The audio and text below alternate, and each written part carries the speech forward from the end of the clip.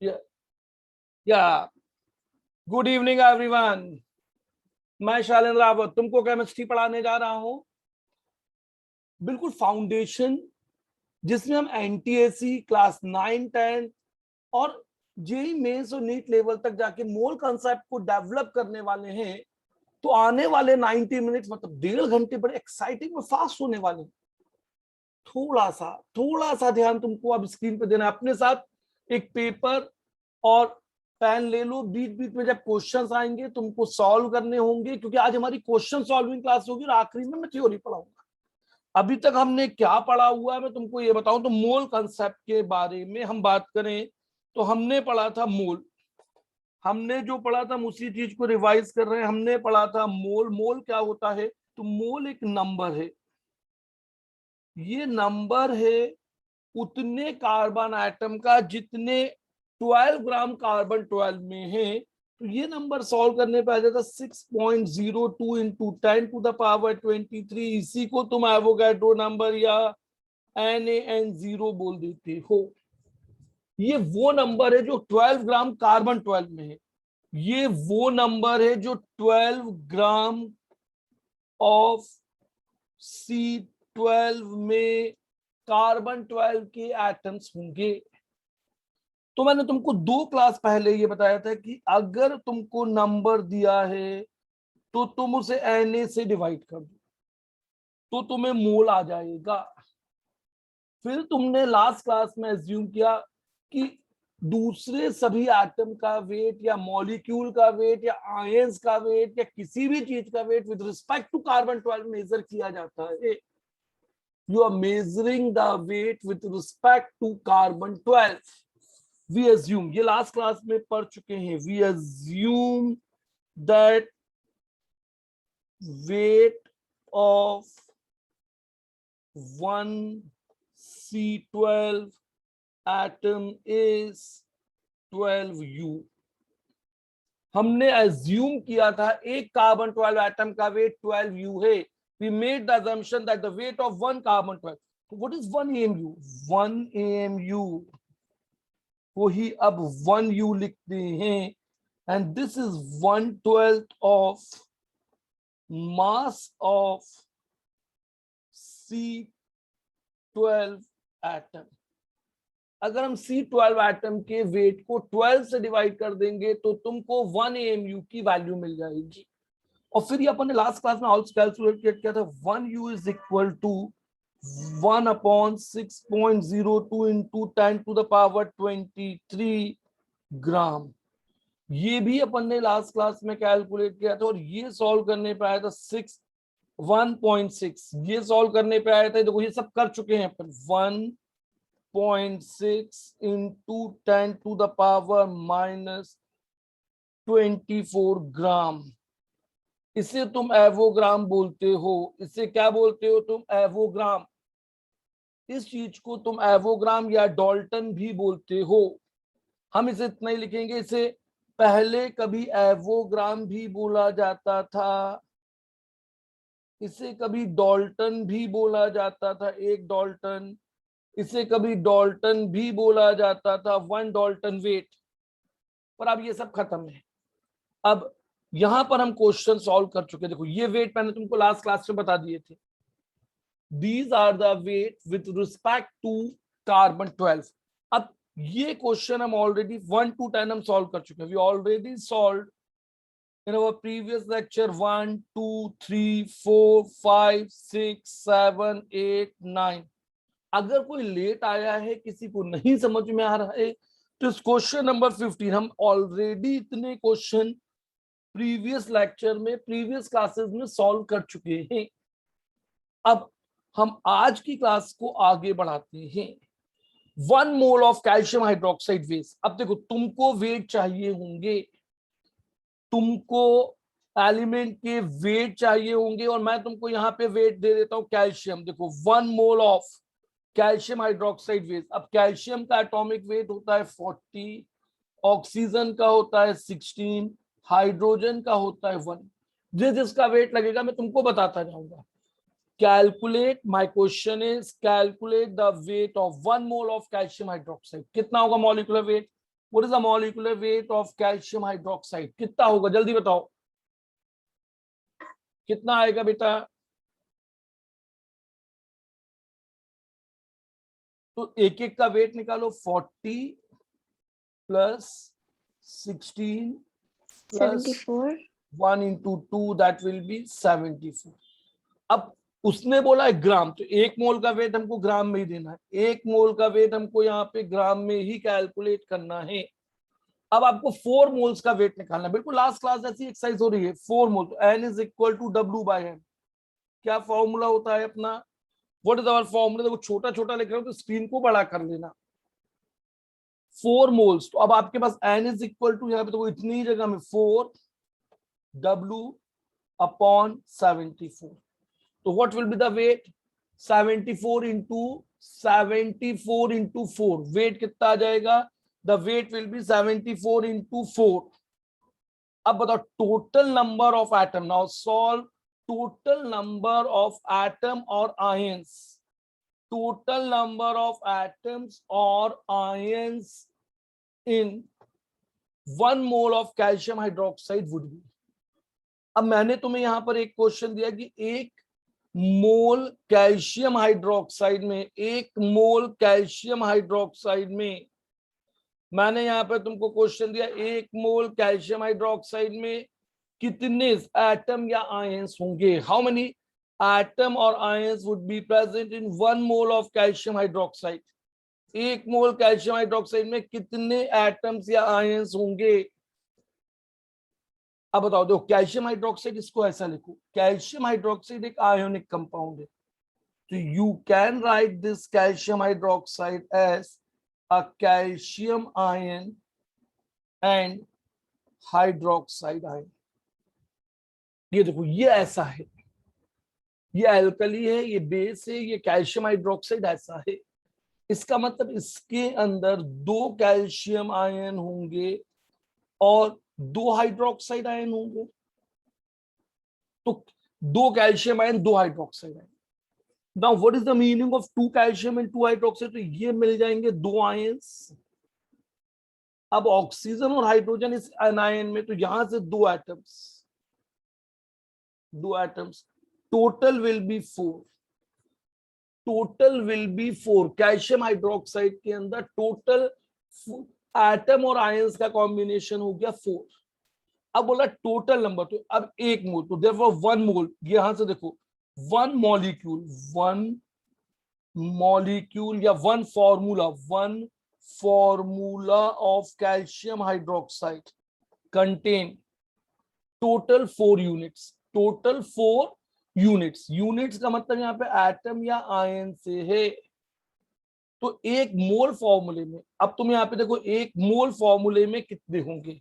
यहां पर अगर मैं तुमसे बोलूं 1 मोल फॉर्मूले में कितने होंगे, अगर मैं तुमको यहाँ पे बोलूं 1 मोल फॉर्मूले में कितने होंगे, तो 1 मोल लिखो यहाँ पे, you write 1 mole formula that will be equal to 4 mole units. एक आंसर ये हुआ, इसको 4 Na यूनिट्स, इसे 4 into 6.02 into 10 to the power 23, 4.02 into 10 to the power 23 लिख सकते हैं। अब देखो यहां से तुम्हें ध्यान रखना है कि तुम एक ही चीज को 6.02 into 10 to the power 23। 13th question समझ में आया? एक कैल्शियम हाइड्रोक्साइड के यूनिट में, एक कैल्शियम हाइड्रोक्साइड के यूनिट में कितने अलग अलग एटम और आयंस इन्वॉल्व हैं? तो यहाँ पे थोड़ा सा फॉर्मूले की इंफॉर्मेशन भी चाहिए 9th और 10th के बच्चे को। तो कैल्शियम हाइड्रोक्साइड को तुम देखोगे कैल्शियम आयन और हाइड्रोक्साइड स्प्लिट कर लिया। अच्छा अब मुझे तो 1 mole of CO2 veg, 1 mole CO2 का वजन कितना होगा जल्दी बताओ? फिर वही क्वेश्चन रिपीट होना है, बिल्कुल छोटे छोटे, जैसे जैसे तुम क्वेश्चन सॉल्व करोगे तभी तुम्हें 2 कॉन्फिडेंस आना moles. है। हाँ हाँ, कितना आएगा? 12। Sorry. कार्बन का वेट 12 होता है, ऑक्सीजन का वेट 16 इंटू 2 46. 34, 44 कितना आएगा? That will B 44। कितना आना है ये सम करने पे? 32 + 12 44। तो 1 मोल CO2 का वेट ग्राम में जो कहलाएगा वो कहलाएगा ग्राम मॉलिक्यूलर मास। इस चीज को तुम बोलते हो gram molecular mass. Gram molecular mass, 1 मोल की मास को। अच्छा, 3 mole of CO2 contain how many molecules? 3 मोल बोल रहा है ना वो, तो इसको तुम लिख दो 3Na। कितने मॉलिक्यूल होंगे? 3 मोल का मतलब हुआ 3 times Avogadro number of molecule, यही मतलब हुआ इसका। अच्छा, 3 मॉलिक्यूल्स ऑफ CO2 वेस्ट। अच्छा, अब मुझे बताओ 3 मॉलिक्यूल का वजन कितना होगा? This is a very good question. यहाँ पे इवन 11th स्टैंडर्ड का स्टूडेंट भी परेशान हो जाता है इनके आंसर निकालने में, क्योंकि कंसेप्ट क्लियर नहीं। जल्दी से बताओ कितना होगा? What will be the weight of 3 molecules of CO2? ग्राम में निकालना है तुम्हें। यहाँ पे ऑप्शन भी दिया हुआ है मैंने क्वेश्चन में, फिल अप द ब्लैंक्स में, you have to calculate this weight in gram. अच्छा, मुझे बताओ what is the weight of 1 CO2 molecule? What is the weight of 1 CO2 molecule? एक CO2 मॉलिक्यूल का वेट कितना होगा? जल्दी बताओ। 44U. 44U, very good, 44U। तो 3 मॉलिक्यूल का वेट कितना हो जाएगा? 3 × 44। 3 मॉलिक्यूल्स का वेट कितना हो जाएगा? 3 × 44U। अब देखो, तुमने इतना मोल कंसेप्ट पढ़ लिया है कि इसको तुम लिखो 3 × 44 × 1.6 × 10⁻⁻24 ग्राम। 1U तुमको मालूम है 1U कितना होता है? तो 1U होता है 1.66 × 10⁻⁻24 ग्राम। रेफरेंस यहां लिख दिया साइड में। 1U is 1.6 × 10⁻⁻34। अच्छा, अब 17 क्वेश्चन को ट्राई करो। ट्राई 17, जल्दी जल्दी करना, क्योंकि आज रैपिड फायर है अपना, ये बहुत सारे क्वेश्चन है पर सॉल्व करते चले जाएंगे। जल्दी से मुझे 17 बताओ। 17 3 मोल। अब एक CO2 को यहां पे इन्वेस्टिगेट करो। Investigate the CO2 molecule. CO2, तो इसमें कितने कार्बन के आइटम है? सिर्फ एक ही। एक CO2 के बनने में एक कार्बन का आइटम और 2 ऑक्सीजन के आइटम लगते हैं। तो 1 मोल बनने में कितने मोल कार्बन के लगेंगे? 1। तो यहां पर आंसर आ जाएगा 3Na। कितना आ जाएगा? 3Na atoms of carbon. अब 18th क्वेश्चन में मैं तुम्हें पोटेशियम का वेट बताता हूं 39, क्लोरीन का वेट होता है 35.5, ऑक्सीजन का वेट होता है 16। मुझे 18th का आंसर बताओ। 18th का आंसर बताओ जल्दी से। 18 अगर सॉल्व हो जाता है तो 19, नाइट्रोजन का वेट होता है 14। 18 19 के लिए इंफॉर्मेशन दे दिए। तो अब आपको सॉल्व करना है 18 19 20 21 22। 18 से 22 तक खुद ट्राई करो, जल्दी जल्दी। 90.5. कितना आ रहा है? What is the weight of KClO3 grams में? 1 मोल का वेट तो 39 + 35.5 + 16 × 3, तो 16 × 3 हो गया 48। 39 + 35.74.5, तो सम करने पे कितना आएगा? What will be the weight? इसका सम कितना आएगा? जल्दी बताओ मुझे। Can anyone answer what is the molecular weight of? 122.5. 122.5, very good. अच्छा, अब बताओ what is the weight of 1 mole of KNO3? KNO3 है तो तुम यहाँ पे क्या करने वाले हो? KNO3 है तो तुम यहाँ पे क्या करोगे? You write here 39, you write here 14, you write here 16 × 3, यही करने वाले हो। 39 + 14 + 16.3, यही करना है यहाँ पे। You have to calculate the weight. You have to calculate the weight of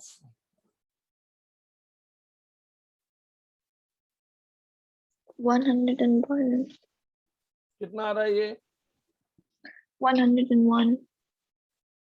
101 निकाल लिया तुमने? Yes, 101 grams.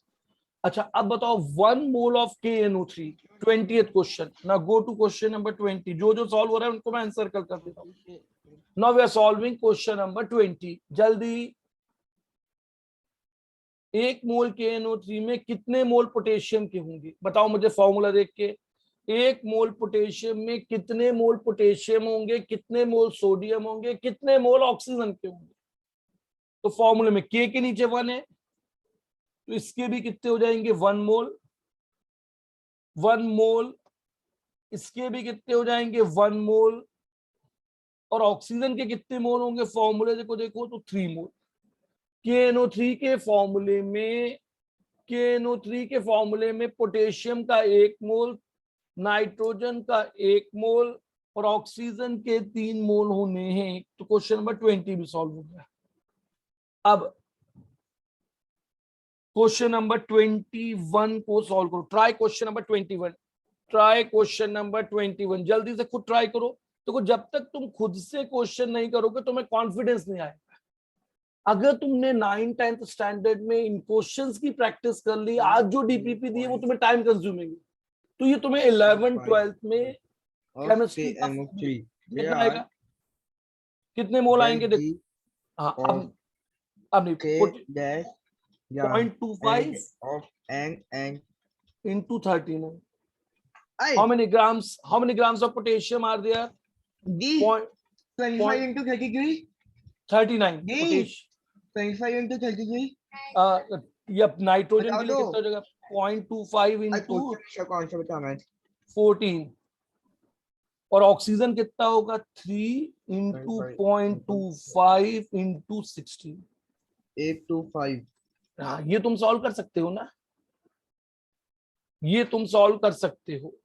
अच्छा, अब 22 ट्राई करो। Try question number 22।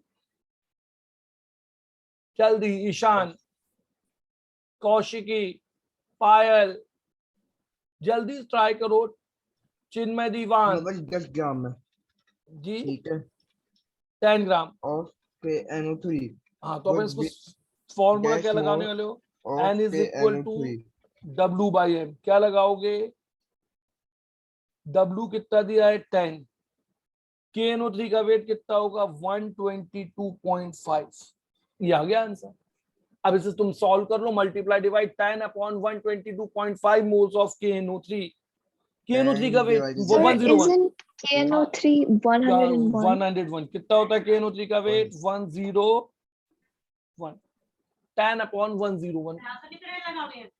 10/101। 10.1। अच्छा, अब H3PO4 पे जाते हैं। देखो 22 तक के अपने क्वेश्चन सॉल्व हो गए। अब मैं H3PO4 में हाइड्रोजन का वेट 1, फॉस्फोरस का 31, फॉस्फोरस का 31। अब जरा 23 सॉल्व, 23, 23, 24, 25 जल्दी करो। 23, 24, 25 सॉल्व। नेक्स्ट 3 क्वेश्चन एक से हैं, तुम प्रैक्टिस कर रहे हो सीखने के लिए। 23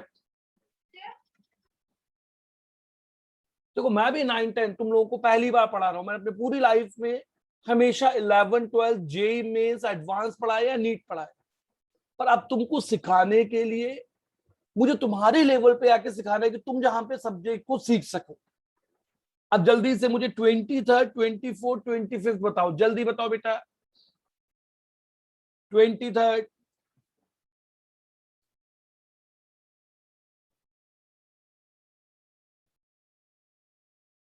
अब H3PO4। अच्छा, अब मुझे एक H3PO4 में कितने मोल हाइड्रोजन होंगे? एक H3PO4 में कितने मोल हाइड्रोजन होंगे? मैं यहाँ पे से सॉल्व करते। देखो, सबसे पहले समझ लो आंसर देखो, H3PO4 का molecular weight M of H3PO4 1 into 3 plus 31 plus 16 into 4 that will be 98। कितना आया? What is the molecular weight of H3PO4? 98। एक, अब एक H3PO4 में कितने हाइड्रोजन होंगे? 3 हाइड्रोजन होंगे, एक फॉस्फोरस होगा, 4 ऑक्सीजन के एटम होंगे। इस फॉर्मूले से पता लगता है कि 1 molecule of H3PO4 contain 3 hydrogen atom, 1 phosphorus atom, 4 oxygen atom. तो 2.2 मोल में 2.2 मोल H3PO4 में कितने मोल हाइड्रोजन के होंगे? 2.2 into 3 mole of hydrogen, 2.2 into 3 mole of hydrogen. अब हाइड्रोजन के एक मोल का वजन होता है 1 ग्राम, तो ये हो गया 2.2 इंटू 3 इंटू 1, 2.2 इंटू 3 इंटू 1 कितना हो जाएगा ये बताओ मुझे? 6.6। 6.6। अब अगर बात करता है फॉस्फोरस निकालो, देखो यहाँ पे वो तुमको बोल रहा है calculate the moles of phosphorus, तुमको यहाँ पे फॉस्फोरस के मोल्स भी निकालने हैं। तो अब फॉस्फोरस के लिए तुमने भाई फिर से कैलकुलेशन को स्टार्ट कर दिया है फॉस्फोरस, तो 2.2 मोल, 2.2 मोल H3PO4, 2.2 मोल फॉस्फोरस, क्योंकि एक मॉलिक्यूल में एक ही फॉस्फोरस होता है। अब फॉस्फोरस के एक का वेट 31, एक मोल फॉस्फोरस का वेट है 31, तो यहां तुम लिखोगे 2.2 इंटू 31 ग्राम। तो ये कितना आएगा सॉल्व करने पे? देखो 2.2 इंटू 31 ग्राम कितना आ जाएगा? ये 66। 66 कितना आ रहा है ये बताओ मुझे? 31 इंटू 2.2 कितना होगा? 68.2। 68 पॉइंट पक्का ना? सही मल्टीप्लाई किया है? मैं मल्टीप्लाई डिवाइड नहीं कर रहा। अब मैं ऑक्सीजन के लिए यहाँ पे कैलकुलेशन कर रहा हूँ, going to calculate for oxygen. तो 2.2 mole of H3PO4 contain 3 mole of oxygen. 3 कितने आएंगे? अब देखो इससे क्या करोगे तो 3 इंटू 2.2, 3 नहीं 4, यहाँ किससे मल्टीप्लाई करना होगा क्योंकि यहाँ 4 आएगा, 4 into 2.2 mole of oxygen atom. अब एक ऑक्सीजन एटम का वजन कितना है? तो अपन जानते हैं ऑक्सीजन का एटॉमिक वेट है 16, तो ये हो गया 4 into 2.2 into 16 gram. 4 into 2.2, 4 multiplied by 2.2 into 16 ग्राम। ये अपन ने आंसर 140.8। अपन निकाल सकते हैं, ये वेट निकल आया। अब यहां पर एक क्वेश्चन आया 24। अब मैं देखता हूं कौन 24 को सबसे पहले सॉल्व करता है। मैंने लास्ट क्लास में सिखाया था 24 सबसे पहले कौन सॉल्व करने वाला है क्वेश्चन नंबर 24।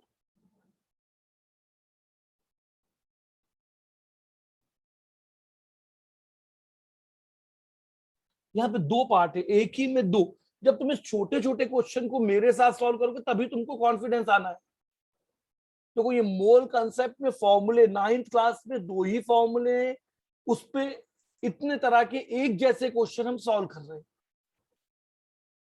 मैं तुम्हें कल रोक देता या आज नहीं पढ़ाता, मोल नया टॉपिक पढ़ाता, तुम कंफर्टेबल हो जाते। जल्दी सॉल्व करो।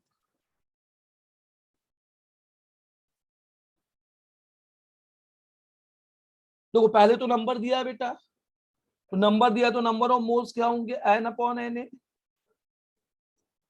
2.1 into 10 to the power 24 upon 6.02 into 10 to the power 23।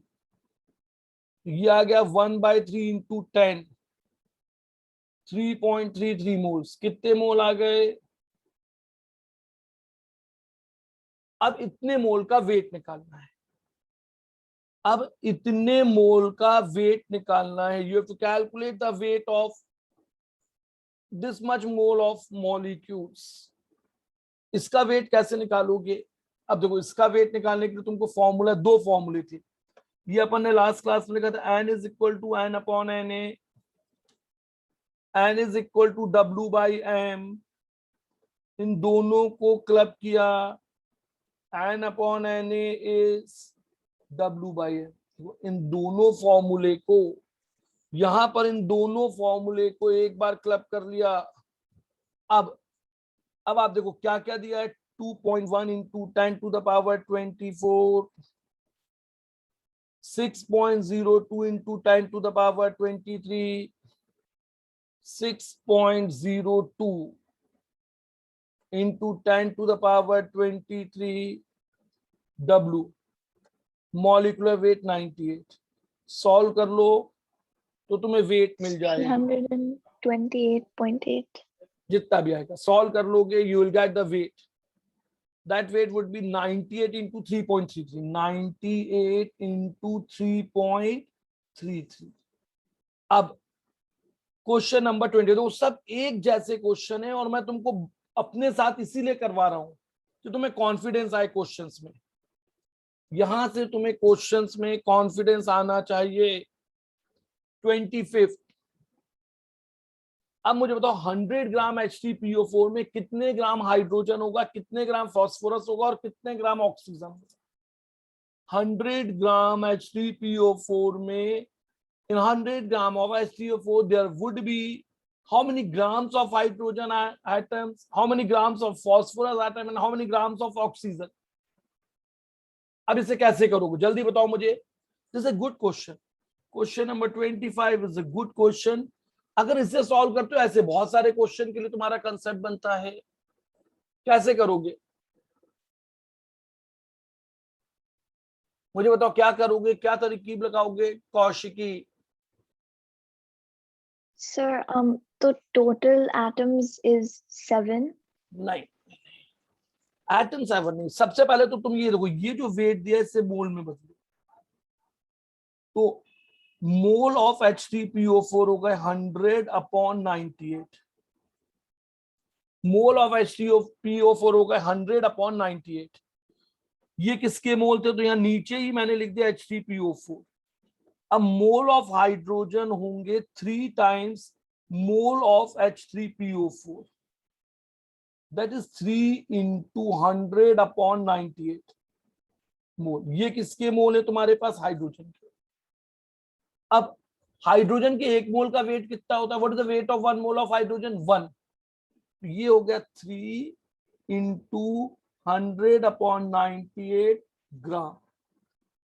ध्यान से देखना है, बहुत ध्यान से देखना है, क्योंकि हर बच्चा इसी एक कंसेप्ट को लेके परेशान होता है। Number of moles of phosphorus, 1 into mole of H3PO4, 1 into 100/98 मोल। अब एक मोल फास्फोरस का मतलब 31, एक मोल फास्फोरस का मतलब 31, तो 1/100 into 98 into 31, तो this much gram of phosphorus, this much gram of phosphorus। Number of moles of oxygen is 4 into moles of H3PO4। 4 into moles, देखो 4 into 100/98 मोल, ये हो गया 1 into 4 into 100/90। अच्छा, ऑक्सीजन का वेट कितना है, what is atomic weight of oxygen, what is atomic weight of oxygen, 16। तुमको ये बार बार कई बार लिखना है, तो ये तुम्हारे आंसर आ गए, ये तुम्हारा आंसर। तो पहले का आंसर है 3 into 100/98, दूसरे वाले का आंसर आया 1 into 100/98 into 31, तीसरे वाले का आंसर आया 4 into 100/98 into 16। तो दीज आर द वेट। अब इन तीनों को तुम सम करोगे तो ये 100 आएगा। हाइड्रोजन, फास्फोरस या ऑक्सीजन के वेट का सम करोगे तो ये वेट 100 आएगा, क्योंकि क्वेश्चन में दिया है। अच्छा, अब मुझे 26 वाला बताओ, 26 वाला बताओ कि क्या वेट आना चाहिए। Read question number 26। If an atom has 43 electron, 56 neutron, 43 proton, what is the approximate atomic mass? Yes. 56. What is the approximate atomic mass? सब लोग क्वेश्चन को बहुत ध्यान से पढ़ो। अब जरा मन मोल में एटॉमिक का एक क्वेश्चन है, मुझे तो what is the approximate atomic mass.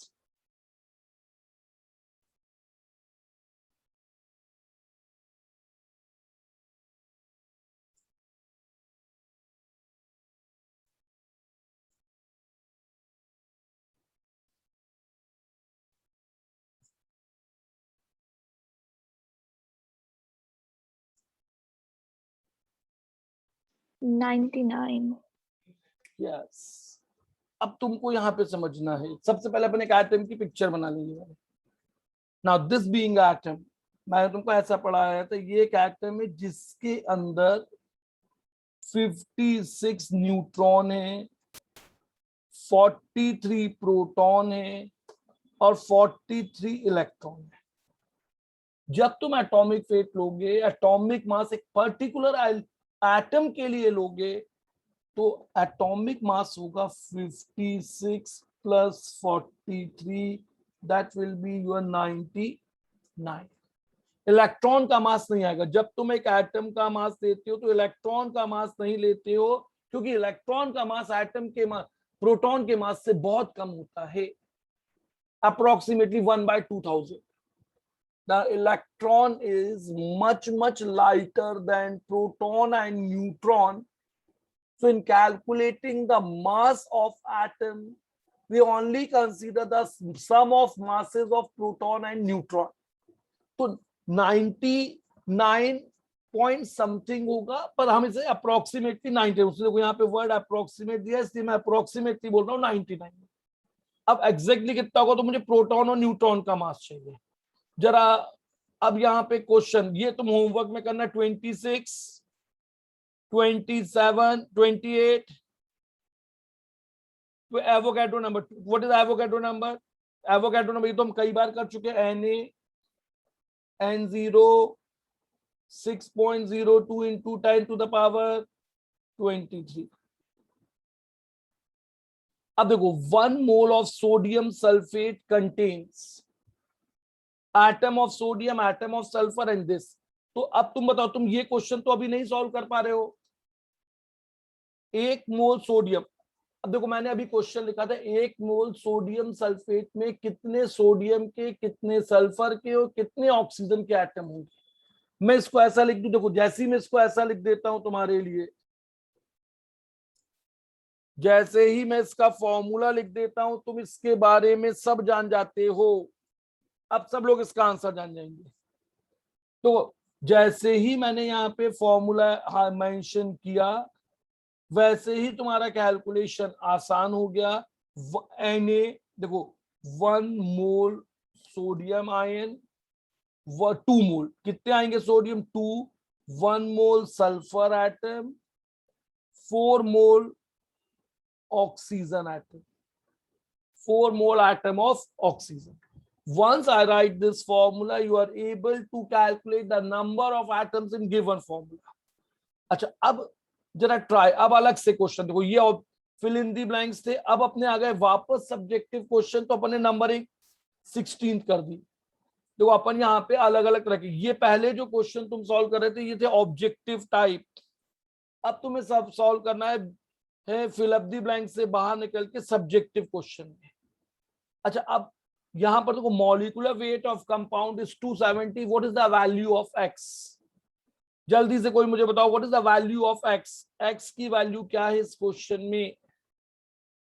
Molecular weight of compound C6H22 OX is 270, what is the value of x?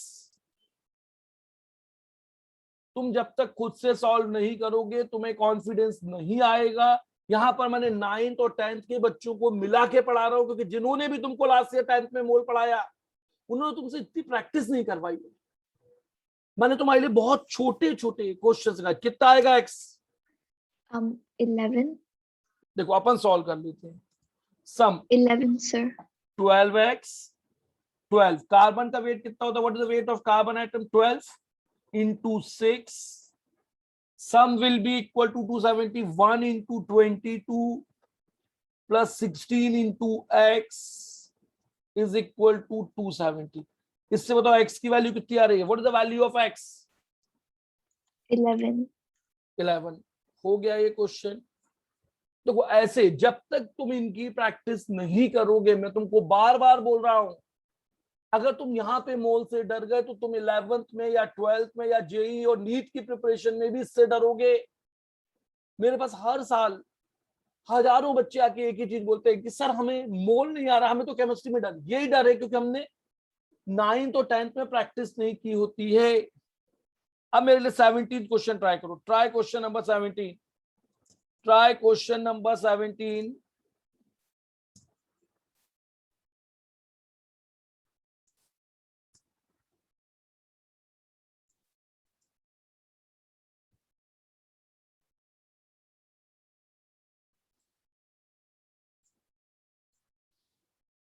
जल्दी बताओ कैसे करोगे। एक कंपाउंड है जिसके अंदर कार्बन के एक्स एटम है, हाइड्रोजन के वाई है, ऑक्सीजन के जेड है और उसका मॉलिक्यूलर वेट 180 है। X Y Z are in the ratio of 1:1.2:1। Then what is the molecular formula of compound. क्या करोगे तुम, ये तो एक मैथ्स की कंडीशन बन गई है, ये तो एक मैथ्स की कंडीशन बनी है, कैसे सॉल्व करोगे बोलो भाई जल्दी, सब लोग आंसर देने की कोशिश करो। वेदांत अग्रवाल आंसर दीजिए, पायल, बहुत सारे बच्चे चुप बैठे हुए हैं, चुप बैठे हुए हैं।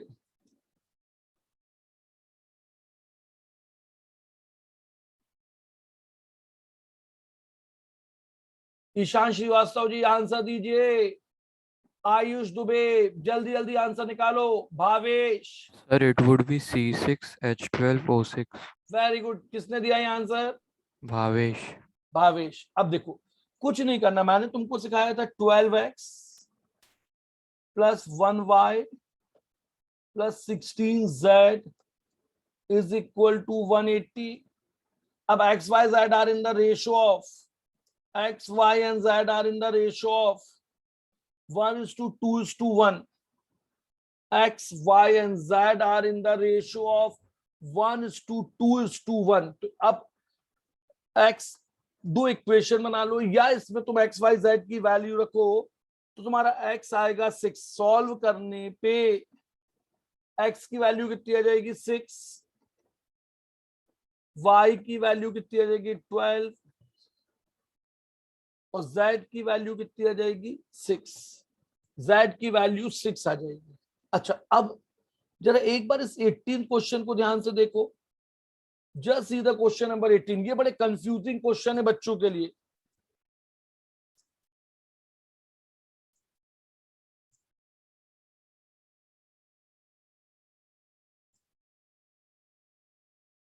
सॉल्व करो क्वेश्चन नंबर 18।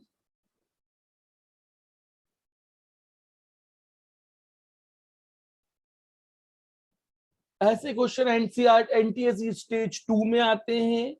तुमको यहाँ पे सीखना, सबका एटॉमिक वेट दिया हुआ है। Which of the following contain largest number of atoms, ये arrange the following in decreasing order of number of atom. कुछ भी एक क्वेश्चन बना लो यहाँ पे। अब आयरन एक पार्ट, आयरन का मोल कितना होगा, mole of iron 1.4/56।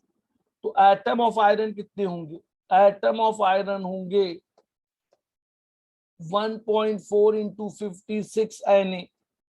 What is Na stands for? What is Na stands for? 6.02 into 10 to the power 23। बार बार इतना नहीं लिख रहे। मोल्स ऑफ क्रोमियम कितने होंगे, देखो when I am going to calculate the moles of chromium 2.6/52। तो atom of chromium will be, atom of chromium will be 2/6/52 Na। 0.9 gram of atom, 0.9 gram of hydrogen, 0.9 gram hydrogen मतलब आपने लिखा NH 0.9/1। तो atom of hydrogen is 0.9/1 Na। अब आखिरी में आया 1.2 gram of ozone. What is the formula of ozone, what is the formula of O3। Ozone, O3। Ozone का formula O3। तो number of moles of ozone ध्यान से देखना 1.2/48। What is the molecular weight of ozone 16 into 3 48। तो atom of oxygen will be 3 times 1.2/48। यहां पर बड़ा important है 3 का मल्टीप्लीकेशन। देखो एक ओजोन के मॉलिक्यूल बनने में, एक ओजोन के मॉलिक्यूल के बनने में कितने ऑक्सीजन के एटम इन्वॉल्व हुए? 3। तो अब इसमें बताओ सबसे बड़ा नंबर कौन सा आएगा? Which will be the largest one? वो तो अब तुम मैथ से निकाल सकते हो ना, 1.4/56। Sir, कहाँ? एक बोलो। क्वेश्चन था, Sir, वो D1. लास्ट लास्ट वाला कौन आपने सा? Which one? आपने हाँ बोलना। डी ओजोन एटॉमिक वेट आपने 16 किया है और फिर नीचे 48, तो अच्छा, ऑलरेडी 16 नहीं, टाइम्स 3 और फिर नहीं, से क्यों? नहीं। Ozone, what is the molecular weight of ozone? 16 into 3 that will be equal to 48। ये आ गया। तो आपको पहले तो यहां पे आप क्या निकाल रहे हो? You are calculating mole of ozone. पहले आपने मोल ऑफ ओजोन निकाले और फिर इस मोल ऑफ ओजोन से आपने नंबर ऑफ एटम निकालने, फिर आपने मोल ऑफ ओजोन से नंबर ऑफ ऑक्सीजन एटम को निकाला है। मोल ऑफ ओजोन से नंबर ऑफ ऑक्सीजन एटम को निकाला है। समझ में आ रहा है आरुषा? ये समझ में आ रहा है आरुषा चौहान? आरुषा चौहान, क्या तुम मुझे सुन पा रहे हो या भग गए कंप्यूटर को ऑन करके क्लास अपनी? चलो कोई आंसर नहीं था। 18। अब अपन जरा 19। देखो अगर तुम यहां पे सीख जाओगे तभी तुम केमिस्ट्री को सीख पाओगे बेटा, ये ध्यान रखना है। अगर तुमने मेरे साथ प्रैक्टिस नहीं की तो तुम्हारे लिए चीजें मुश्किल हो जाती हैं। ये मोल डराता है हमको, मोल कंसेप्ट जो है वो डराता है। अब देखो ये तुमको सॉल्व करना है 19। क्वेश्चन नंबर 20 ये तुमको सॉल्व करना है। क्वेश्चन नंबर 20 ये तुम सॉल्व करोगे, तुम्हारे पास होमवर्क रहेगा। अब मुझे 21 करके दिखाओ। 21 सॉल्व क्वेश्चन नंबर 21 जल्दी से। How many oxygen atoms are present in 12 gram of acetic acid? Acetic acid का फॉर्मूला दिया हुआ है तुमको। एसिटिक एसिड का फॉर्मूला दिया CH3COH। तो what is molecular weight of acetic acid? What is the molecular weight of acetic acid? अब बताओ एसिटिक एसिड का मॉलिक्यूलर वेट कितना है? कैलकुलेट। देखो 9-10 के बच्चे के लिए यही कठिन हो गया। मैंने 19-20 तो तुमको होमवर्क में दिया, ये बनेंगे तुमसे। What is the molecular weight of acetic acid? Sir, will the answer be 5? अब देखते हैं मन। How many oxygen atoms are present? अपन ना 5 तो नहीं हो सकता है। सबसे पहले molecular weight of acetic acid कितना है? 60। तो मोल्स ऑफ एसिटिक एसिड हो गए 12/60, 1/5 मोल। किसके मोल से ये? 1/5 mole of acetic acid. 1/5 mole of acetic acid ये दिया। अब आपको क्या निकालना है? How many oxygen atoms, how many oxygen atoms are present? अच्छा मुझे तो एक एसिटिक एसिड के मॉलिक्यूल में कितने ऑक्सीजन है? तो number of mole of oxygen is 2 times the number of mole of acetic acid molecule। तो ये होगा 2 into 1/5 मोल। ये होगा 2 into 1/5 Na। तुमको एग्जाम में ध्यान रखना, देखो क्या क्या ऑप्शन मिलेंगे। 2 into 1/5, 2 into 1/5, 6.02 into 10 to the power 23। इतने ये आंसर हो सकता है, ये एक आंसर हो सकता है ऑब्जेक्टिव में, ये और ये 4 आंसर। एनटीएससी एग्जाम में ऐसे 4 आंसर्स तुमको मिल सकते हैं। एनटीएससी एग्जाम में ऐसे 4 आंसर मिल सकते हैं। 2 into mole of acetic acid, 2 into 1/5। अब मोल ऑफ एसिटिक एसिड तुमने कितने कैलकुलेट किए? You calculated it as 1/5। अब 22 तुम सॉल्व करोगे, 23 तुम्हारा होमवर्क रहेगा। अच्छा अब मुझे बोला गया यहाँ पे calculate the mass of 1 mole of electron, ये अभी अपन करते हैं। चलो अब यहां पर अपन आते हैं, कैलकुलेट द, मेरा क्वेश्चन है calculate the mass of 1 mole of electron. अब तुमको इलेक्ट्रॉन का मास चाहिए, तो तुम सबसे पहले मैं यहां बोलूं मास ऑफ 1 इलेक्ट्रॉन, ये तुमको मैं दे रहा हूं, ये तुमको नहीं मालूम है, 9.1 इंटू 10⁻31 kg। अब केजी को तुम्हें ग्राम में बदलना है, तो तुम क्या करोगे, 9.1 इंटू 10⁻31 इंटू 10⁻3 ग्राम। मैं तुमको कहता था केजी मतलब किलो, किलो मतलब 1000, तो ये आ गया तुम्हारा what is the mass of 1 electron, 9.1 into 10⁻28 ग्राम। तो एक इलेक्ट्रॉन का वजन ग्राम में कितना है, what is the weight of 1 electron, what is the mass of 1 electron, ये तुमको याद करना है।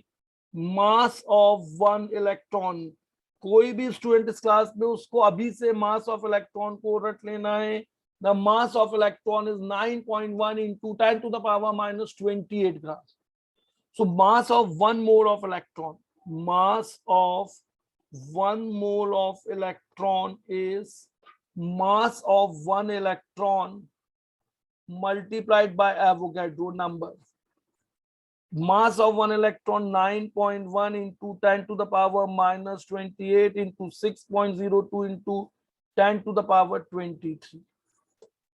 ये सॉल्व करने पे आएगा 54 into 10⁻⁻5 ग्राम। 54 इंटू दिस, या इसको तुम लिख लोगे 5.4 इंटू 10⁻⁻4 ग्राम। तो mass of 1 mole of electron is, this is M of electron. अगर तुमसे बोले what is a molecule atomic weight of electron, तो वो होगा 5.4 इंटू 10⁻⁻4 ग्राम। एक के मास को एवोगैड्रो नंबर से मल्टीप्लाई कर देते हो, एक का मास ग्राम में लेके एवोगैड्रो नंबर से मल्टीप्लाई कर देते हो, तो तुम्हें उसका मॉलिक्यूलर वेट मिल जाता है। ये कहलाता है ग्राम मॉलिक्यूलर मास। अब इसी चीज को ऐसा भी लिख सकते हो, याद करो, 5.4 इंटू 10⁻⁻4 U। मैंने तुमको ये सिखाया था, अगर 1 मोल का वेट ग्राम में है, अगर 1 मोल का वेट ग्राम में है, तो वही चीज को तुम यू में लिख सकते हो। So mass of 1 electron is 5.4 into 10⁻⁻4 U। Mass of, तो what is M, what is the molecular weight of, what is the molecular weight of electron, 5.4 into 10⁻⁻4 gram. ये नहीं रखना, तुमको ये याद करना है, तुमको ये चीज याद करनी है, तुमको ये चीज याद रखनी है, मास ऑफ 1 इलेक्ट्रॉन। एक इलेक्ट्रॉन का मास, एक पहला वाला नंबर, दूसरा नहीं रखना कि एएमयू में कितना है, वो तो तुम मल्टीप्लाई डिवाइड से निकाल लोगे प्रैक्टिस करके, वो तुम मल्टीप्लाई डिवाइड से निकाल लोगे प्रैक्टिस करके। समझ में आया ये क्वेश्चन? आरुष दुबे समझ में आया? कौशिकी समझ में आया ये क्वेश्चन? Yes sir. ऑल्सो अगर आप 9.1 टाइम्स 10⁻⁻28 टाइम्स Na पे छोड़ दोगे तो क्या कुछ नहीं नहीं, ये भी सही है, ये भी सही है, ये भी सही है, ये भी सही है, पर हम एक ही नंबर याद कर सकते हैं। देखो जब तक मुझे, अगर तुम अपने 4-5 नाम रख लो, एक ही बच्चा अपने 3-3 4-4 नाम रखे और वो हर दिन क्लास में अलग अलग नाम से एंट्री ले, तो क्या मेरे लिए वो नाम याद करना आसान होगा इतने सारे बच्चों के साथ? नहीं। No. इसलिए हम एक इंफॉर्मेशन याद करें, mass of 1 electron is 9.1 into 10⁻⁻28 gram. तुम्हें एक ही इंफॉर्मेशन याद रखना है, mass of electron is 9.1 into 10⁻⁻28 gram. अब देखो ये क्वेश्चन सॉल्व हो गया तुम्हारा। अब how many atoms are there in 1 mole, ये भी हो जाएगा। ये सारे क्वेश्चन तुम्हारे किताबों के। तो अब इनको अपन सॉल्व करते रहेंगे होमवर्क असाइनमेंट में डाल के। अब मैं तुमको आज आगे पढ़ाता हूँ, ये तुम्हारा असाइनमेंट है बहुत सारा आज, मतलब नेक्स्ट क्लास तक। अब नेक्स्ट क्लास जब तुम्हारी नेक्स्ट मंडे को होगी तब तक तुम्हें असाइनमेंट करके रखना, ये ऐप पे मैं अपलोड कर दूंगा। अच्छा अब देखो मैं तुम्हें गैस के बारे में बात करता हूं, गैस की बात कर रहा हूं स्पेशली गैस के लिए। तो सबसे पहले गैस की बात करो तो all gases are composed of normal condition में। वैसे तो तुम किसी की भी गैस बना सकते हो, तुम सोडियम की भी गैस बना सकते हो, तुम आयरन की भी गैस बना सकते हो, तुम पोटेशियम की भी गैस बना सकते हो, तुम कार्बन की भी बना सकते हो। पर नॉर्मल अभी के मतलब अपना रूम टेम्परेचर अपने आसपास जो है are composed of non metal. अपनी जो गैसेस हैं वो नॉन मेटेलिक है, मतलब उनमें मेटल के एटम इन्वॉल्व नहीं है। क्यों नहीं है? क्योंकि मेटल के जो एटम्स है वो सॉलिड होते हैं और मरकरी एकमात्र लिक्विड है। तुमको एक और चीज ध्यान रखना, हीना, नीना और कैटरीना का एक्सरे रंगीन are monoatomic. These are the only monoatomic gases, only monoatomic gases।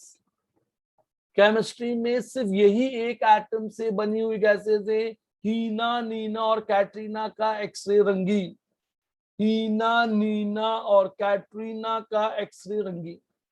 अब H2, N2, O2, F2, Cl2 ये है होमोडाई एटॉमिक। कैसी गैसेस है?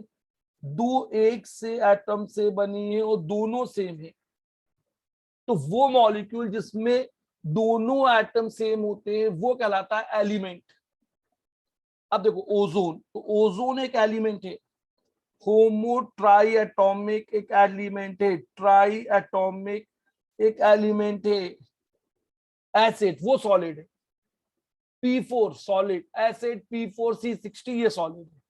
अब देखो हेट्रोडायटोमिक गैसेस को लिखो। If I write heterodiatomic gases CO, NO, HF, HCl, HBr, HI, ये कंपाउंड है, ये एलिमेंट नहीं है क्योंकि ये दो अलग अलग एटम से बने हैं, हेट्रोडाई एटॉमिक। तो CO carbon monoxide, HF hydrofluoric acid, ये अलग अलग से बने हैं। अब तुम देखो SO2, CO2, SO2, CO2, CO2, N2O, NO2, ये हेट्रो ट्राई एटॉमिक गैस हैं। तो यहां से तुम देख रहे हो कि बाकी की सारी गैसेस बहुत सारे एटम से बनी हैं, इसलिए तुम इनको पॉली एटॉमिक गैस बोलोगे। पॉली मतलब बहुत सारे, दो या दो से ज्यादा। तुमने पढ़ा पॉलीगॉन, तुमने पढ़ा था जैसे 8, 9, 10 triangle, quadrilateral, pentagon, hexagon, heptagon, octagon, नोनागन, तुम इन्हें पॉलीगॉन बोल रहे थे। वैसे ही अब अगर तुम यहां देखो CH4, C2H6, C3H8, C4H10, C5H12, तो ये तो बहुत सारे एटम से बनी हुई गैसेस हैं। These gases are composed of large number of atoms। अब तुम सबसे पहले यहाँ पे गैस समझ लो, तो गैसेस तुम्हारी मोनो एटॉमिक है और पॉली एटॉमिक है। गैसेस तुम्हारी मोनो एटॉमिक है, पॉली एटॉमिक है। सिर्फ 6 गैसेस ही मोनो एटॉमिक है, बाकी सारी गैसेस नॉर्मल कंडीशन में दो या दो से अधिक एक जैसे या अलग अलग एटम से बनी हैं। All other gases are made up of more than one atom of same type or different। तो इन्हें तुम बोल रहे हो पॉली एटॉमिक गैस। ये है तुम्हारी पॉली एटॉमिक गैस, ये मोनो एटॉमिक गैसेस। अब तुम इन गैसेस से और प्रॉपर्टी देखो। Gases are homogeneous. अब गैसेस की कुछ प्रॉपर्टीज है जो तुमको मालूम होना चाहिए। Gases are homogeneous. अगर एक गैस है या मिक्सचर ऑफ गैस है, that is always homogeneous. Gases are homogeneous, mixture of gas is always homogeneous.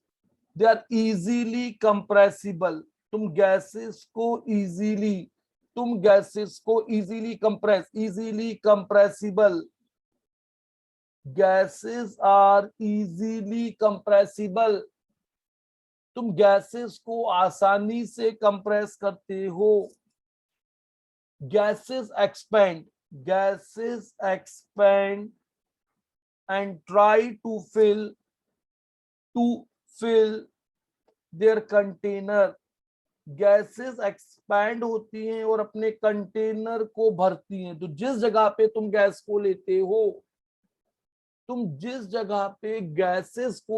हो, वो हर उस जगह को भर देती हैं। इसे गैसेस की कोई फिक्स वॉल्यूम नहीं, therefore no fixed volume of gas. अब गैस की कोई वॉल्यूम नहीं है। तो जब तुम बोलोगे कोई वॉल्यूम नहीं, तो ऐसा कैसे हो सकता है सर? हमने तो पढ़ा था कि गैस एक मैटर है, इनके पास तो कुछ fix volume, fix mass, fix weight, ये सब है। अब हम बोलेंगे volume of gas is volume of container. Volume of gas is equal to volume of container. तुम जिस कंटेनर में गैस को फिक्स करोगे, वो डेफिनेटली कंटेनर तुम्हारा क्लोज होना चाहिए। खुला होगा तो गैस वहां से भाग जाएगी। तो गैसेस में volume of gas will be volume of container, volume of gas will be volume of container. तो जो गैस की वॉल्यूम है वही कंटेनर की वॉल्यूम है। Volume of gas will be volume of container. अब अगर मैंने यहां पे बोला, 2 mole of oxygen, 2 mole of oxygen in 10 litre flask, 2 mole oxygen in 10 litre flask. तो इसका मतलब हो गया volume of O2 is 10 litre. Volume of O2 is 10 litre. या अब मैं बोलूं, एक अगला पॉइंट मैं तुमको यहां पे बोलूं, 2 mole of hydrogen in 100 litre flask. तो volume of hydrogen is 100 litre. Volume of hydrogen is 100 litre. Volume of hydrogen is 100 litre. अब मैं बोलूं volume of SO2 is 20 litre. तो व्हाट डज दिस इंप्लाइज? ये क्या बताएगा तुमको कि SO2 गैस एक ऐसी बॉटल में या ऐसे कंटेनर में या ऐसे डब्बे में, ऐसे फ्लास्क में है जिसकी वॉल्यूम 20 लीटर है। जिसकी वॉल्यूम 20 लीटर है। अब वॉल्यूम को नापने के लिए यूनिट क्या क्या यूज करते हो? तुम लीटर यूज करते हो, तुम मीटर क्यूब यूज करते हो, तुम सेंटीमीटर क्यूब लिखते हो, तुम मिलीमीटर क्यूब लिखते हो। तुम गैसेस की वॉल्यूम को या किसी भी लिक्विड की वॉल्यूम को यूज करने के लिए इसका यूज करते हो। तो 1 मीटर क्यूब, अब तुमको ये याद करना है, 1 metre cube is equal to 1000 litre. तुम्हें न्यूमेरिकल को सॉल्व करते वक्त इस कन्वर्जन फैक्टर को याद करना है। 1 metre cube is 1000 litre. 1 millimetre, 1 ml, 1 ml is 1 centimetre cube. 1 ml 1 centimetre cube होता है, ये भी तुमको ध्यान रखना है। 1 ml 1 सेंटीमीटर क्यूब होता है। देखो, तो वॉल्यूम किस पे नापते हो? Volume of gas can be measured in litre, metre cube, centimetre cube, this. अच्छा, 1 लीटर में कितने सेंटीमीटर क्यूब होते हैं? तो अब देखो अगला कन्वर्जन, ये मैथ्स है, इसको तुमको याद रखना है लाइफ लॉन्ग। जब भी तुम केमिस्ट्री पढ़ते हो या नहीं पढ़ते हो, तो भी ये कन्वर्जन तुम्हारे साथ चलते हैं। 1 लीटर में 1000 ml होती हैं। 1 लीटर में कितने ml होते हैं? 1000। तो तुम 1 मीटर क्यूब में कितने ml होंगे वो भी निकाल सकते हो। 1 मीटर क्यूब में कितने ml होंगे तुम ये भी निकाल सकते हो। गैसेस का फिक्स मास होगा पर वॉल्यूम फिक्स नहीं होगी, तुम्हें ध्यान रखना है। Gases have fixed mass, gases का मास फिक्स है, मास इज फिक्स्ड। गैसेस का मास फिक्स्ड है पर वॉल्यूम फिक्स नहीं है, क्योंकि गैसेस के एटम्स या मॉलिक्यूल के बीच में अट्रैक्शन कम है, मतलब दूरी ज्यादा है। Gases के atom among solid, liquid and gas, there's a minimum force of attraction in gases. There's a minimum force of attraction in between gases, जिनसे भी वो बनी है। कुछ गैसेस एटम से बनी है, बाकी सब मॉलिक्यूल से बनी है। अब ये जो वॉल्यूम ऑफ गैस है, अब तुमको एक और चीज ध्यान रखना है, volume of gas, volume of gas depends on temperature, depends on temperature and pressure. थोड़ा भी अगर तुम टेम्परेचर या प्रेशर को बदलोगे तो गैसेस की वॉल्यूम बदल जाएगी। If you bring out a slight change in temperature and pressure, there would be change in the volume of gas.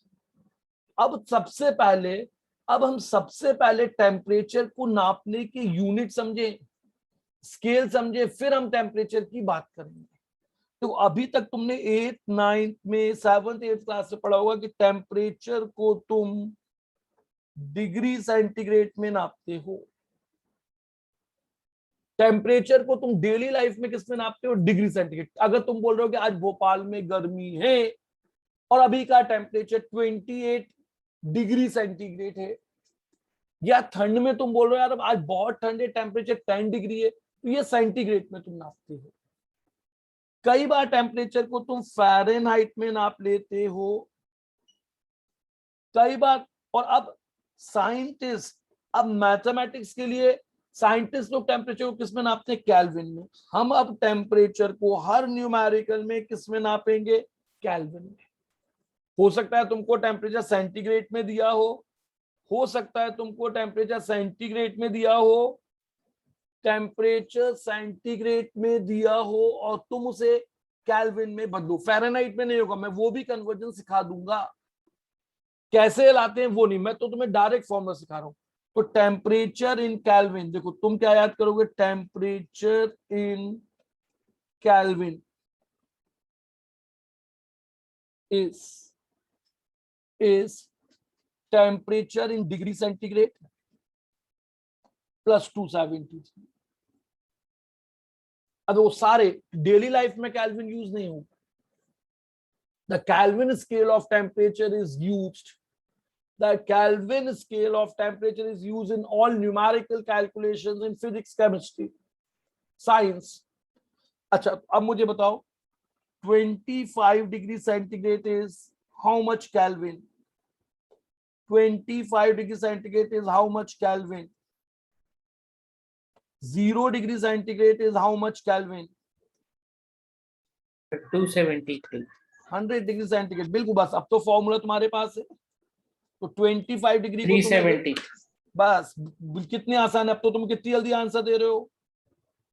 25 plus 273, 0 plus 273, 100 plus 273।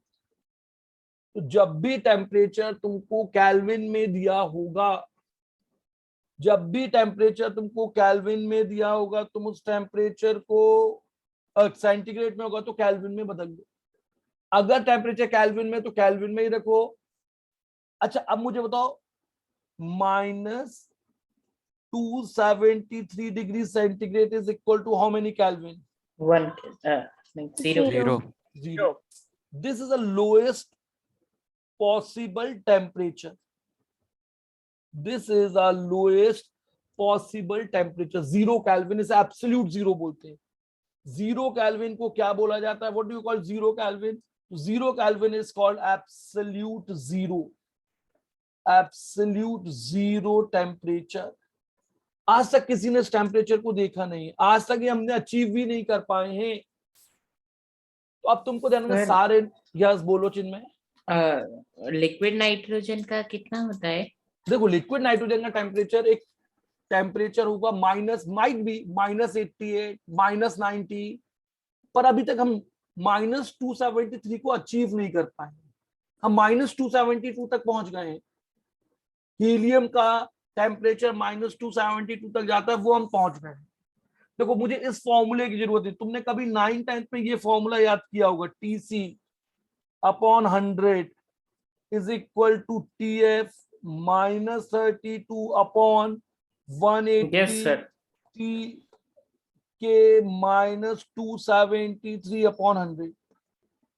ये फॉर्मूला था जो तुमने कभी अपनी 10th क्लास से पढ़ा था। मुझे अब इसकी जरूरत नहीं है, क्योंकि मैं तुम्हें टेम्परेचर या कैलोरीमेट्री नहीं पढ़ा रहा। मुझे सिर्फ एक ही कन्वर्जन चाहिए था, ये नहीं चाहिए कि मेरे क्वेश्चन में फ़ारेनहाइट में नहीं होगा। होगा तो तुम बदल पाओगे, वो तुम्हें फिजिक्स टीचर सिखा देंगे या मैं कभी और सिखाऊंगा।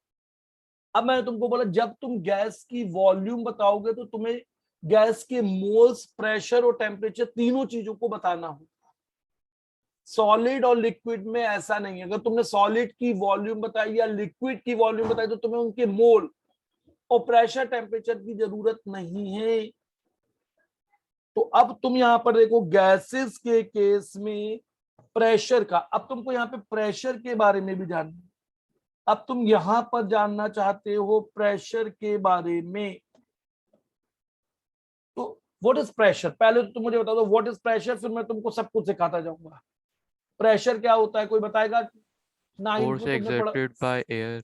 नहीं, प्रेशर तो प्रेशर तो amount of force force per unit area, तुमने ऐसी तो पढ़ा, area. Force per unit area is called pressure. Force का यूनिट क्या होगा? न्यूटन। एरिया मतलब एरिया का यूनिट क्या होगा? Metre square. तो प्रेशर होगा फोर्स पर यूनिट एरिया। अब मुझे गैस का प्रेशर नापना है, तो यहां पे सबसे पहले मैं बात करूंगा एटमॉस्फेरिक प्रेशर। तो भाई एटमॉस्फेरिक प्रेशर क्या है? तो ये जो हमारे आसपास गैसेस हैं, भाई हमारे आसपास बहुत सारी गैसेस हैं जो हमको नहीं दिख रही हैं। हमारे आसपास जो गैसेस हैं यही तो सब एटमॉस्फेयर। तो ये गैसेस जो प्रेशर को लगाती हैं उसे हम एटमॉस्फेरिक प्रेशर बोलते हैं। तो अब 1 एटमॉस्फेरिक, देखो 1 एटमॉस्फेरिक प्रेशर, ये थोड़ा एडवांस लेवल पे चीजों को पढ़ा रहा हूं। 1 एटमॉस्फेरिक प्रेशर उस जगह का प्रेशर होगा जहां पर टेम्परेचर 0 डिग्री है। एट 0 डिग्री, तो तुम इसे केल्विन में बदल लो तो कितना आ जाएगा? ये 273 केल्विन। उस जगह का टेम्परेचर जहां पे टेम्परेचर 0 डिग्री सेंटीग्रेड हो। अब एक चीज होती है स्टैंडर्ड ग्रेविटी। ग्रेविटी जो हो स्मॉल जी 9.806 मीटर पर सेकंड स्क्वायर। ये सब क्या लिखा है? ये तो मैंने, ये तो साइंटिस्ट लोगों ने डेफिनेशन में दिया है। अब प्रेशर को नापने के लिए एक डिवाइस यूज होता है, उसे तुम बोलते हो बैरोमीटर। कौन सा डिवाइस यूज होता है भाई? एटमॉस्फेरिक प्रेशर को नापने के लिए जो डिवाइस यूज होता है वो बैरोमीटर है। एटमॉस्फेयर, जो मुझ पे हवा लग रही है, फिजिक्स की बात कर रहा हूँ, ये जनरल नॉलेज की बात कर रहा हूँ। अच्छा मुझे तो अगर एक गैस का, एक डब्बे में गैस रखी है और उसका प्रेशर नापना है तो क्या यूज करोगे? एक कंटेनर में गैस है, उसका प्रेशर नापना है तो क्या यूज करोगे? मैनोमीटर या कोई डिजिटल मीटर। अब तुम अपनी गाड़ी में हवा डलाते हो, तुम में से कितने लोग हैं जो पेट्रोल पंप पे जाके अपने कार या बाइक या 2 व्हीलर या साइकिल में हवा डलवाते हैं? कौन कौन जाता है हवा डलवाने? अच्छा तुम नहीं भी, तुम्हारे पेरेंट्स का तो तुम हवा डलवाने जाते हो ना? Yes sir. तो तुम क्या बोलते हो चिन्मय, अगर तुमने वहां पे जाके बोला कि कार में कितनी हवा डलवाते हो? 35 PSI।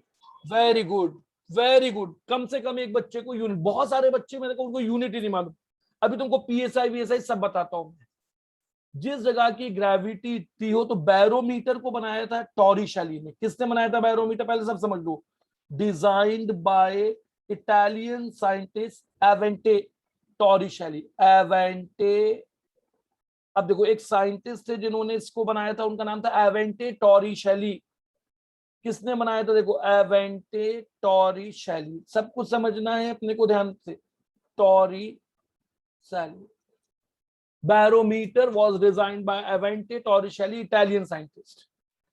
बैरोमीटर में उन्होंने जो लिक्विड भरा था, लिक्विड जो उसने उन्होंने भरा था नापने के लिए, वो था डेंसियस लिक्विड, सबसे ज्यादा डेंसिटी का लिक्विड मरकरी। अब बैरोमीटर बनाने के लिए देखो, एक तो मरकरी तुम थर्मोमीटर में यूज करते हो तो टेम्परेचर नापते हो, बैरोमीटर में अगर तुम यूज करते हो तो तुम प्रेशर को नापते हो। कौन सा प्रेशर नापते हो, एटमॉस्फेरिक प्रेशर।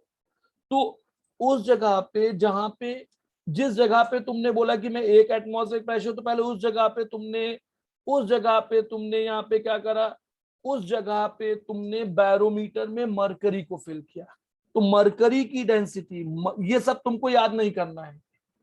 मरकरी की डेंसिटी है 13.596 into 10 to the power 3 kg metre cube. ये मरकरी की डेंसिटी है, ये मरकरी की डेंसिटी है। तो इन सब चीजों से rise of mercury in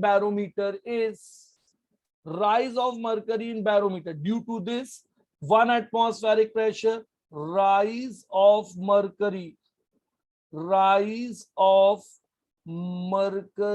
in barometer is 76 centimeter या 0.76 मीटर। ये देखो, ये एटमॉस्फेरिक प्रेशर की तुमने डेफिनेशन को बनाया है।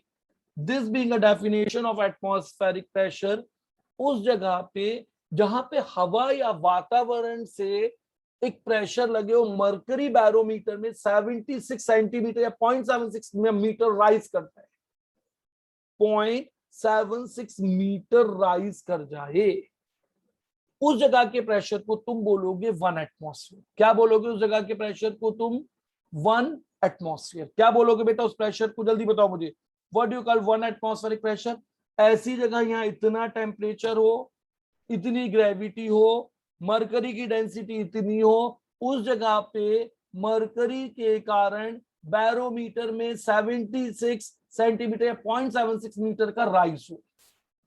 तो ये फिजिक्स से तुम जब निकालते हो तो ये आता है P is equal to H into D into G। तो 1 एटमॉस्फेरिक प्रेशर में तुम हाइट को लोगे 0.76 metre, 13.596 into 10 to the power 3 kg metre cube, 9.806 metre per second square. अब देखो, जब तुमने इसे सॉल्व किया, तुमको ये सब कैलकुलेशन में नहीं जाना है, तुमको ये सब कैलकुलेशन में नहीं जाना है, बस मैं तुमको बता रहा हूं कैसे निकालती है। तो 1 ATM आया 101325, ये मुझे याद है, तुम्हें याद नहीं करना। केजी मीटर इनवर्स सेकंड -2, या इससे तुम लिख देते हो 1 ATM is 101325 newton metre square, newton metre square. ये तुमको कहीं काम नहीं आएगा, तुम समझो केमिस्ट्री में ये काम नहीं आएगा, फिर भी मैंने तुमको पढ़ा दिया। इसी चीज को तुम ऐसा लिख देते हो 1.01 into 10 to the power 5 newton metre square. पहले तुम समझ लो प्रेशर, ये सब कुछ भूल जाना है। 1 newton metre square, 1 newton metre square 1 pascal होता है। तो प्रेशर का एक यूनिट पास्कल भी है। What is one more unit of pressure? Pascal. Pascal. ये तुम ने कहीं 9th में पढ़ा होगा, कहीं तुम 10th में, कहीं तुम 11th में पढ़ोगे, तो मैंने बता दिया। तो तुम इसको एक पास्कल, कितने पास्कल लिख लोगे? 1.01 इंटू 10⁵ पीए। पीए मतलब पास्कल। पीए का मतलब क्या होता है बेटा? Pascal. The PA stands for pascal. अब तुम देखो 10⁵ पास्कल आ गया। अब तुमको यहाँ पे देखो व्हाट इज 1 पास्कल। मैं पूछू व्हाट इज 1 पास्कल, तो 1 पास्कल इज 1 न्यूटन पर मीटर स्क्वायर। 1 न्यूटन, तो जब 1 मीटर स्क्वायर पे 1 मीटर बाय 1 मीटर के डिस्टेंस पे अगर 1 न्यूटन का फोर्स लगता है तो ये प्रेशर 1 पास्कल कहलाएगा। तो ये प्रेशर 1 पास्कल कहलाएगा। अब तुमने 10⁵ पास्कल को बैरोमीटर, बैरोमीटर का किस काम में आता था? मुझे तो बैरोमीटर किस काम में आता था? भावेश, बैरोमीटर किस काम में आता था? Sir, to measure pressure. To measure the pressure. तो तुमने 10⁵ पास्कल को एक बार लिख दिया। बैरोमीटर का इनिशियल क्या लिख दिया तुमने? बैरोमीटर का इनिशियल क्या लिख दिया तुमने? बैरोमीटर का इनिशियल 1 बार। तो देखो 1 एटमॉस्फेयर इज 10⁵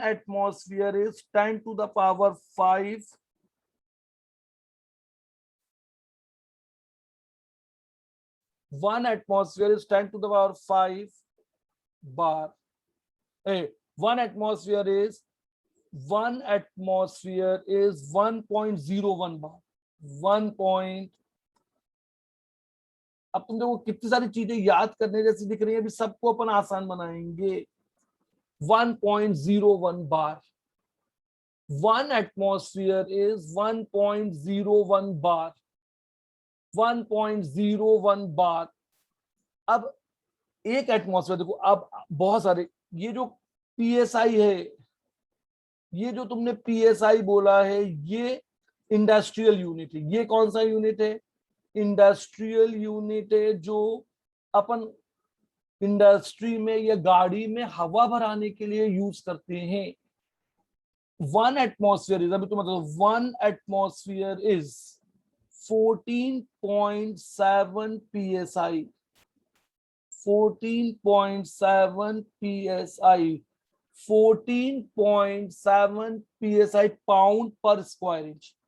पाउंड पर स्क्वायर इंच।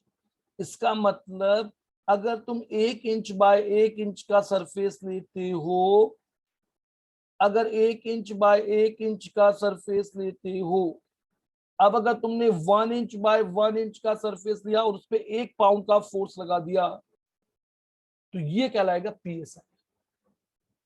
तो जब तुमने 14.7 का डबल कितना हुआ? 2 एटमॉस्फेयर।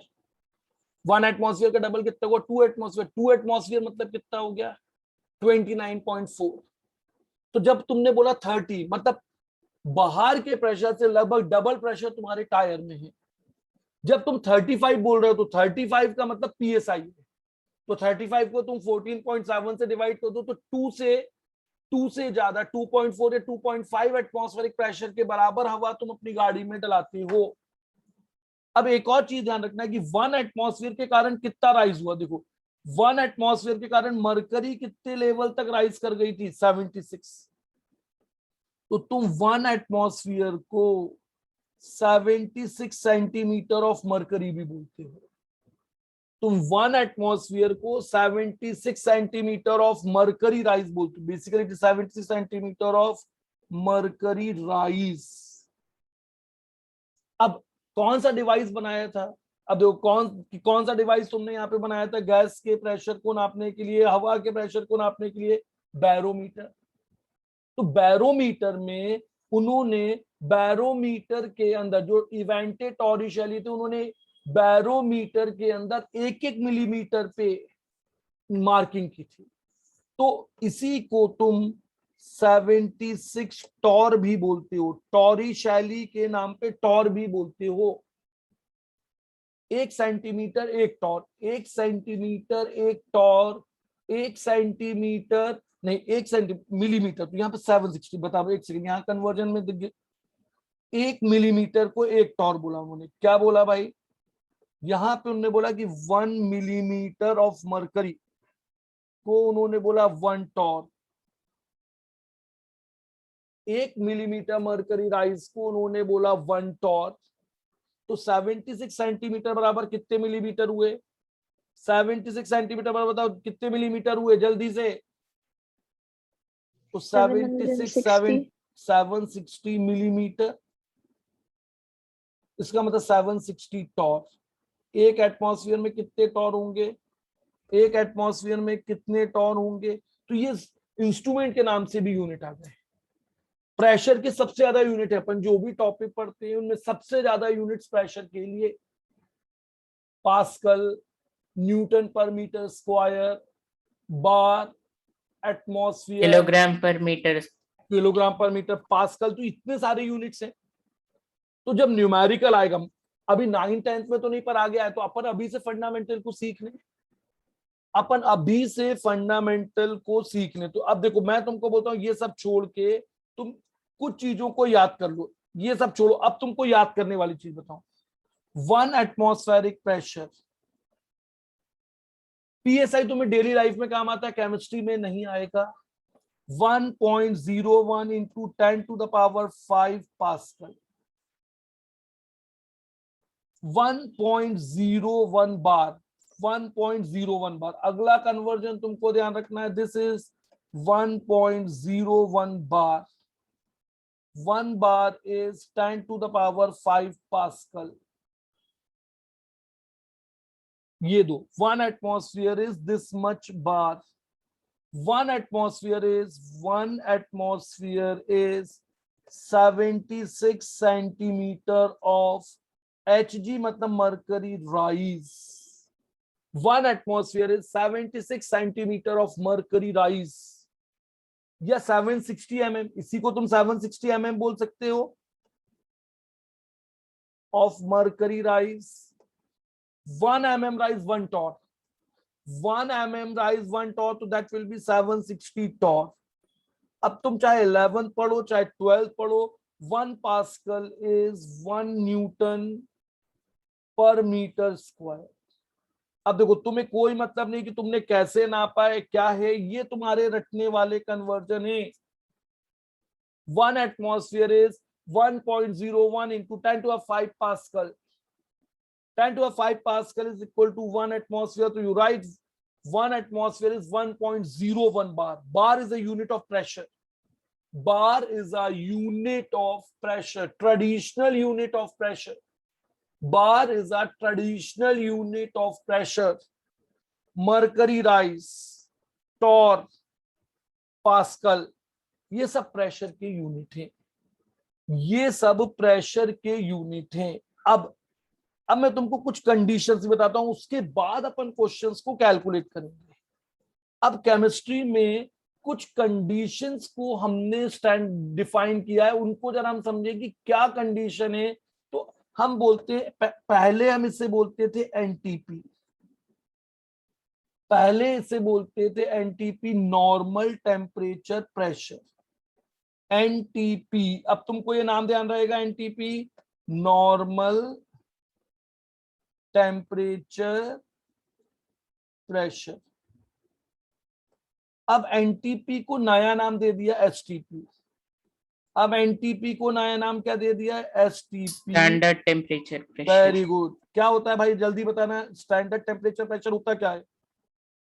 क्या होता है स्टैंडर्ड टेम्परेचर प्रेशर? तुमने मुझे फुल फॉर्म तो बताया, ये दोनों एक ही हैं। 1 बार नहीं, देखो एसटीपी का मतलब होगा किसी भी जगह का प्रेशर 1 एटमॉस्फेयर, प्रेशर 1 एटमॉस्फेयर और टेम्परेचर 273 केल्विन या 0 डिग्री सेंटीग्रेड। टेम्परेचर 273 मतलब अगर आप जिस कमरे में बैठे हैं, अगर उसका टेम्परेचर 0 डिग्री मतलब 273 केल्विन और वहां का प्रेशर 1 एटमॉस्फेयर है, तो वो कमरा एसटीपी पर है। एसटीपी को पहले क्या बोलते थे? तो एनटीपी। क्या बोलते थे बेटा? एनटीपी। अब अब तुम्हें एक और चीज है, देखो यहाँ पे दो टर्म तुमने इंट्रोड्यूस किए, यहां पर तुमने दो टर्म्स को इंट्रोड्यूस किया है, एक एसटीपी और एक एनटीपी। अब एक और टर्म मैं लिख रहा हूं एसएटीपी, एसएटीपी स्टैंडर्ड एम्बिएंट, मतलब रूम टेम्परेचर। अपन ने रूम टेम्परेचर 25 माना है, temperature pressure, standard temperature pressure, SATP standard ambient temperature pressure. किसी भी जगह का अगर प्रेशर 1 बार हो और टेम्परेचर जो है वो 298 हो, तो वो कंडीशन, मतलब 25, 298 का मतलब क्या हो गया, रूम टेम्परेचर के बराबर टेम्परेचर, वो एम्बिएंट टेम्परेचर है, तो उसको तुम बोलोगे, उस चीज को तुम बोलोगे एसएटीपी। क्या कहलाता है ये, SATP standard temperature pressure, STP this. तो अब जब तुम गैस की वॉल्यूम, अब जब तुमने देखा यहां पर तुमने देखा 1 मोल ऑफ एनी गैस, ये तुमने देखा 1 mole of any gas at STP occupy 22.4 litre. STP पे अगर इनमें से तुम इसे बदल दोगे, if condition changes, if temperature pressure change, if TNP change, volume change. अगर तुमने यहाँ पे टेम्परेचर प्रेशर को बदला तो तुम्हारी वॉल्यूम बदल जाएगी। अच्छा 22.4 लीटर में कितने एमएल होंगे, जल्दी बताओ। 22,400 22,400 ml, यही होंगे 22,400 ml। समझ में आया ये चिन्मय, समझ में आया? Yes sir. देखो अब मैं तुमको बोल रहा हूं आज की क्लास, अगली क्लास हम यहीं से शुरू करेंगे गैस से, मैं यहीं से नेक्स्ट क्लास को स्टार्ट करूंगा गैस से। उससे पहले जब मैं ये शीट तुम्हारी ऐप पे शेयर करूंगा तो तुमको यहाँ जितने क्वेश्चन दिए हुए हैं, जितने क्वेश्चन दिए, तुमको एक एक करके इन क्वेश्चंस को सॉल्व करना है। ये देखो अगर तुम ये क्वेश्चन सॉल्व करोगे कम से कम तुम्हें 5 घंटे लगेंगे, क्योंकि तुम बहुत सारे क्वेश्चन है, टाइम कंज्यूमिंग। देखो यहां से तुम्हें क्वेश्चन सॉल्व करना है, 26 इज योर होमवर्क, उसके बाद 15, 16, 17, ये सब तुम्हारे होमवर्क में है। ये क्वेश्चन तुम्हारे को होमवर्क में सॉल्व करना है। तो जब तुम ये क्वेश्चन सॉल्व करोगे, जब तुम यहाँ पे क्वेश्चंस को सॉल्व करोगे तो ये तुम्हें याद होंगे। याद होंगे मतलब मॉलिक्यूलर वेट, एटॉमिक वेट, ये सब तुमको याद होने लगेंगे। तो अब होमवर्क करने का ड्यूरेशन कितना है, देखो before next class your homework duration is, अब अगली क्लास से पहले देखो, फिर अगली क्लास में तुम्हें ये पढ़ाऊंगा, बहुत सारे क्वेश्चन सॉल्व कराऊंगा। तो होमवर्क का ड्यूरेशन है, homework duration is, your homework duration is somewhere 4 to 5 hours। तो तुम्हारे पास 5 दिन है, तुम रोज 1-1 घंटे सॉल्व करोगे, तुमसे क्वेश्चन बने। नहीं बनते हैं तो तुम अपने अपने व्हाट्सएप ग्रुप पे मुझे डाउट्स लिख के भेजो, मैं तुम्हारी क्वेरीज को सॉल्व कर दूंगा। जहां पर तुम्हें रोज मैसेज आता है क्लास शेड्यूल का, उन्हीं ग्रुप्स में तुम अपनी क्वेरीज या डाउट्स को लिख के भेजो। I am going to solve your chemistry queries and doubt. तो मैं इस क्लास को यहीं पे एंड कर रहा हूं। मुझे ऐसा लगता है तुम्हें समझ में आया है, और अगर नहीं समझ में आया है तो इसे तुम क्वांटम के यूट्यूब चैनल, तुम्हें लिंक ऐप पे मिल जाएगा, वहां से यूट्यूब चैनल पे जाओ और वहां जाके क्लास को रिव्यू कर सकते हो। तो मैं क्लास रोक दूं बेटा यहीं पे? Okay, sir. Sure. Thank you. Thank you sir. Bye. और फिर से पढ़ना Thank you. ध्यान से, तुम होमवर्क नहीं करोगे मैं तुम्हारी हेल्प नहीं कर पाऊंगा। होमवर्क मैंडेटरी है।